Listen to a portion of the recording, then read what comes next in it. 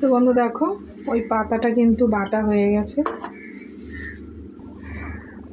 কত সুন্দর পেস্ট হয়ে গেছে। কড়াতে তেল আছে, এর মধ্যে আর একটু তেল অ্যাড করব। এটাতে একটু তেল লাগে, না হলে ভালো লাগে না খেতে।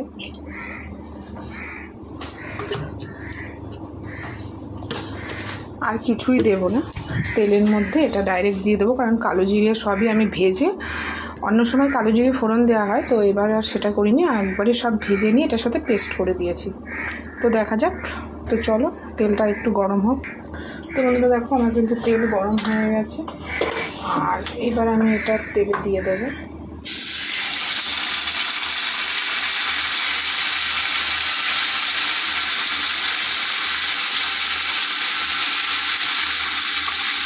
তেল দিয়েই মানে গরম গরম ভাত খাওয়া হয়ে যাবে, আর কিছু লাগবে না।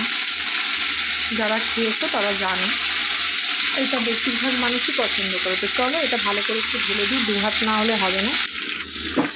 দেখো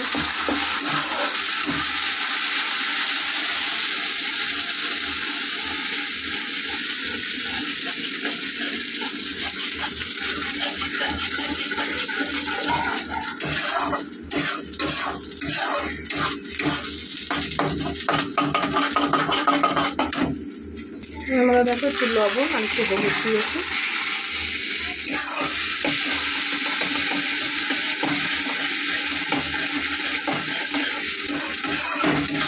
এই দিয়েই গরম গরম ভাত একদম সুন্দরভাবে খাওয়া হয়ে যাবে, আর কিচ্ছু লাগবে না।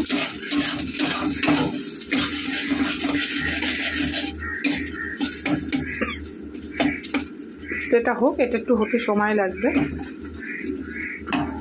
যদিও বা সব কিছু ভেজে দিয়ে দিয়েছি, তবুও একটা রস রস ভাব থাকে। তো চলো